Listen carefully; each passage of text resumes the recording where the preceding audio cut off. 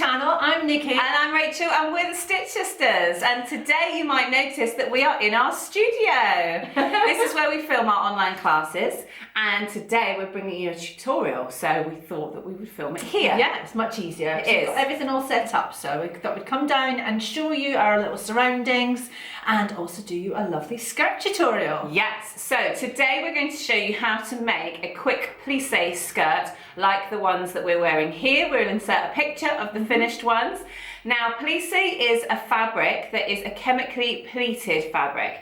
So it's usually a polyester base, and it is a woven fabric. However, the pleats in it make sure that it has some stretch. So what we're going to be using today is this one here that Nikki has bought. I'll try and hold it up to the camera so that you can at least see the pleats. So what we're going to do is show you how you can take your own measurements and draft yourself a very, very quick pattern. The reason why we're suggesting that you make a pattern is because often with this sort of thing, we draw our measurements directly onto the fabric. But what we found is that the pleats, the ridges in the fabric, make it quite difficult for you to get a clean line. So we're going to show you how to draft your own pattern, and this is a skirt that you can easily make in under 30 minutes. The other brilliant thing about it is it doesn't need hemming. It's a clean cut and you can leave it completely raw on the bottom. But because they don't fray, then that means you don't have to worry about finishing your seams either. So it's a very quick make, 2 side seams, attach elastic, done. Woohoo! So should we get on and show you how to do it? Right, so let's start with what you will need. So we will need some plisse fabric, and we will link underneath, and we'll also link on the blog with size charts and places you can buy plisse. You'll need 1.5 to 3 meters depending upon the size of your waist. So I've got 2 meters of my plisse here. We are using 2-inch wide elastic, and this comes in a variety of colours. You can buy them in some haberdashery shops where they are bright green and bright pink. So have a look and choose the one that's right for your skirt. So you'll also need some clips because pins are not very good in this fabric. You'll need a stretch needle possibly for your machine. We've then got a quilting ruler, a metre rule, some paper and a pencil so that you can make your pattern. Now, first of all, you're going to need to take some measurements, and they're really simple measurements. All we need is your waist. Now, this skirt is supposed to sit on your true waist, as mine is here, and so you just need to run a tape measure around your waist. If you have any issues finding your waist, tie some elastic around it, and wherever it settles naturally will be your true waist. Now, if you don't want it to be too tight, you can always stick a finger behind the tape measure just to make sure that you've got a little bit more wiggle room in there. Now, we've added a size chart to the website. You're going to need between 1.5 and 3 meters of fabric, depending on your waist size. If you want to know your exact amount of fabric, go over to the blog and check there where you'll find the size chart for all different waist sizes. So I'm making this skirt for Nikki because, as you can see, I'm already wearing mine, and her waist measurement is 32, so I'm going to grab my phone because that's the calculator I use these days, and I'm going to put in 32 as I'm working in inches. If you're working centimetres, put in whatever that is. Then I'm going to add 60%, and that gives me 51.2. I'm just going to round that down to 51 because it's a bit easier. Now, the pattern that we're making is actually 1/4 of the body, so it's half of the front or the back. So what we need to do is then take that measurement and divide that by 4. So Nikki's measurement was 51, divided by 4, and I get 12.75. I don't want to be working in smaller increments, so I'm just going to round it up to 13. So what I'm going to do now is to take my paper, and I like a quilter's ruler because it has a grid on it, and that just makes it much easier for you to actually get sort of right angles and to square out nice and easy. So I'm going to use my quilt ruler to measure 13 inches out from the straight edge of the paper, and I'm going to use a Sharpie just so that you can see much more clearly. So that's 13 inches over here, and then I'm just going to add in a little corner so I've got a little right angle to get me started. So the next measurement you need to take is length. Now, it's entirely up to you how long your skirt is. We went for 32 inches, which roughly equates to 82 centimetres, but try on another skirt you like, or just hang a tape measure from your waist and see what sort of length you think you might like. So I've switched to my yardstick here just because it's a bit longer and I can get my 32 inches in. So I'm just going to measure where on the pattern is 32 inches. And I'll just give myself a little reference point to start off with. Now, the next measurement, we need to get the calculator again. So we added 60% to our waist to give us the waist measurement at the top. Now for the hem, we want to take whatever that measurement was, so in Nikki's instance it was 51, and we want to add another 40% onto that, because we want the skirt to be 40% more full than the waist was.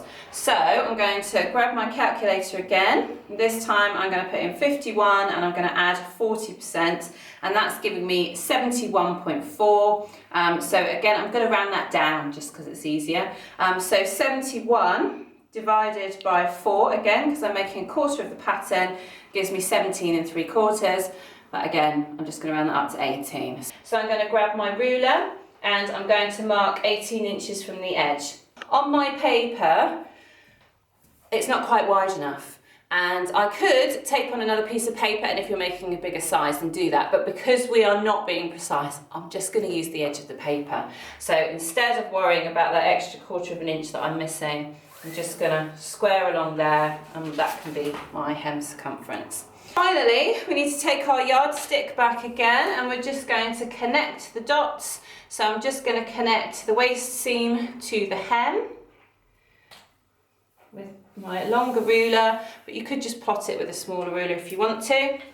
And there we have the basic shape of the skirt, but because it is a waist and a hem, it needs to be slightly curved. So the best way to do that is to just grab your ruler and lay that on the side seam, and you just want to create a slight angle here. So you can see I'm just using the right angle on the ruler just to create a slight curve, and I'm just going to blend that in.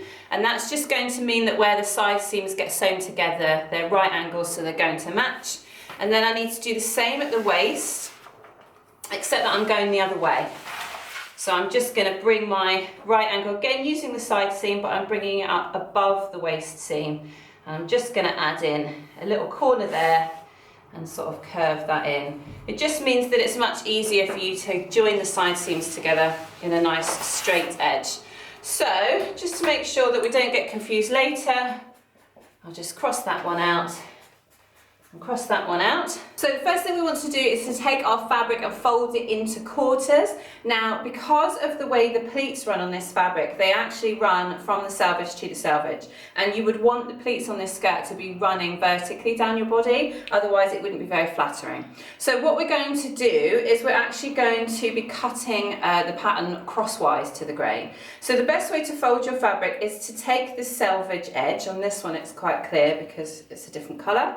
And you're just going to find the two ends of one selvage, so you've got the two cut edges, and fold that together along the selvage like that, and then just fold it again. And then once that's done, you can just lay it down on the table. Now, don't worry about what your cut edges are doing, because what is important on this skirt, and it will stick to itself and you might have to do a bit of smoothing out, but what's important is you want to have two folds here. So as long as you've got two folds of fabric here, then that will be fine. So take your pattern and lay that along the fold, and I'm just going to use pattern weights. Now the reason I'm using pattern weights is because when we made my skirt, we attempted to put pins through it, and the pins get stuck in it. Now that might not be the case for yours, so feel free to try pins.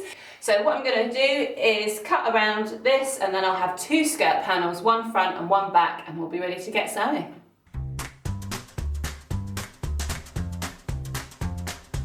Skirt panels are cut. The last thing you need to do is cut your elastic, and for that you want to take your waist measurement and just add 1 inch. So Nikki's waist measurement is 32, so I'm going to cut a 33-inch piece of elastic.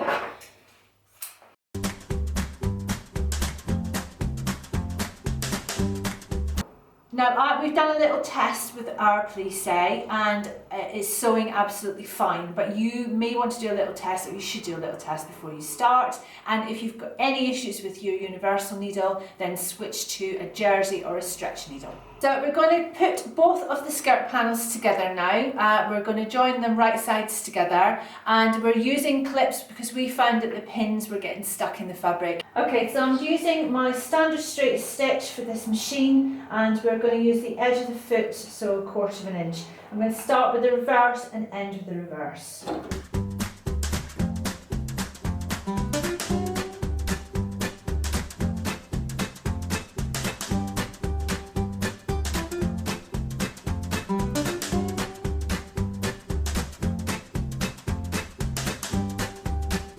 So I'm going to clip the other side and do the same again.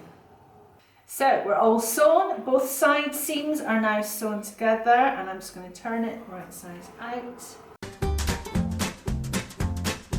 Okay, so we're going to do our elastic now, and we want to enclose these ends of the elastic because it looks much neater than having the raw edges.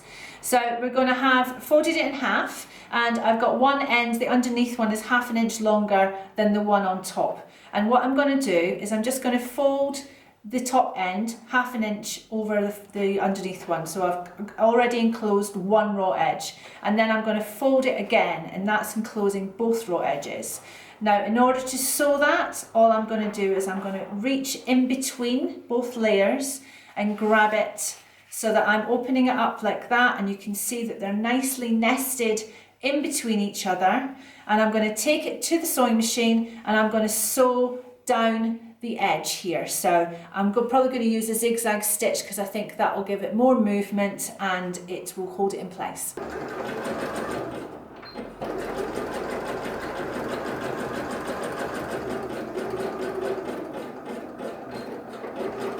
Okay, I got some stretchy elastic now all sewn together, and we want to quarter the elastic now, and we want to quarter the skirt. And this just means that when you attach them together, everything is evenly distributed around the elastic.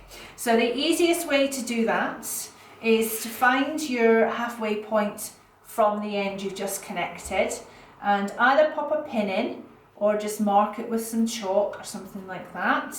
So I've got a little chalk mark there, and then bring those two chalk marks together, and then you can mark your other ends.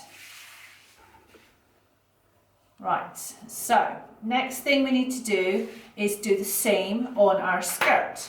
Now our skirt already has 2 points where we have connected it, so obviously the two side seams can be our first 2 quarters, and I will just pop a pin in because this fabric is very, the pleats are very small, so it's quite difficult to see the seam. So I'm just going to pop a pin in to make it easier for me in a minute. One there and one here. Now we're persevering with pins at this stage because the clips just won't hold the elastic and the skirt together, so we're persevering with pins. So now bring them together, and then you can find your natural quarter point. Don't try not to stretch the fabric too much, just let it do what it wants to do, and find your quarter. And then we'll do the same on the other side. So now that I've got all my quarters on my elastic and on my skirt, I need to put them together. One of the ones that are in the middle will be my front and one will be my back. So I just need to decide, they're both the same, so you just need to decide which one it will be. So I'm going to start with this one here, and I'm going to make that my back seam, and I'm going to pin that in place. Now you need to unravel the elastic so that it goes around the skirt the right way. You don't want it twisted. Right, like that. So I can then move around and I can find my next quarter mark on my elastic, and I can match that up with my side seam and pop your pin in. And then I'm going to come the other way. I think it might be easier to come this way, find my other quarter point, pop my pin in again. And then finally, we can find the one that's going to be at the front. There you go. So we're trying to match the edge of the fabric with the edge of the elastic, and then it will be sewn on and flipped up so that the elastic and the zigzag stitches are hidden inside the seam. So now that we've got this done, you can see the skirt is much bigger than the elastic. So if you can find someone who can help you Maybe if I could get Rachel to come round and help me stretch this skirt out. Friend as requested. You might not have stitch sister, and that's perfectly fine, but this is something that even a partner or a child could easily do. Yeah. Because all Nikki requires me to do is to take each pin and give it a little stretch so that the elastic is now the same length as the fabric, and then she can pop pins in between, as many as you feel like you need. I like 3 in each section. Yeah. And then you don't have to worry about trying to stretch it and pin it at the same time. Exactly. So, But anyone can do this. like surely. that. Right. And then we just Next work our one. way round to the next section and do the same again.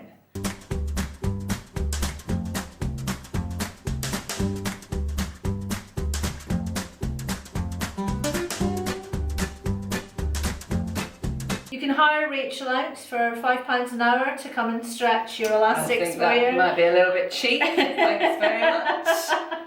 Clearly that Very doesn't include travel or expenses.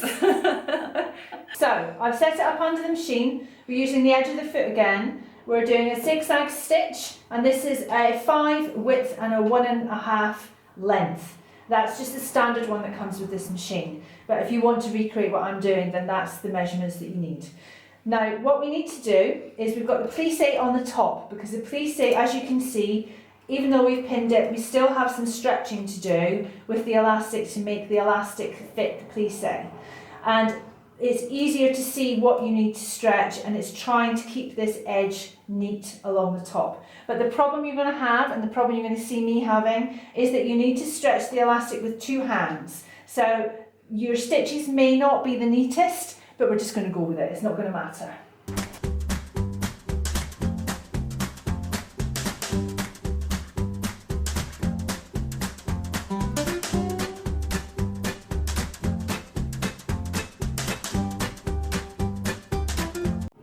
So we're all done now. All the zigzag stitches are in place. The elastic has all been held all the way around, and we just flip the elastic up so that you've now got the right sides up like that. You don't see any of your stitches, so if they're a bit messy like mine, it doesn't matter. And then you've got your joining of the elastic on the back, and that's it. That's it. All done. Da, da, da, da. So they look great with stuff tucked in. I've just tied my t-shirt in a little knot so you can see a little peak of the waistband, but not the whole thing. And I've got my pull necks tucked into it completely, and I've got boots on as well, so you can wear them in the winter. And I've got trainers. But we'll show you that properly now, because we're coming up with some prancy pictures. If you make your own, we would love to see, so make sure you tag us at the Stitch Sisters UK, and we will see you soon for another video. Take care. Bye. Bye.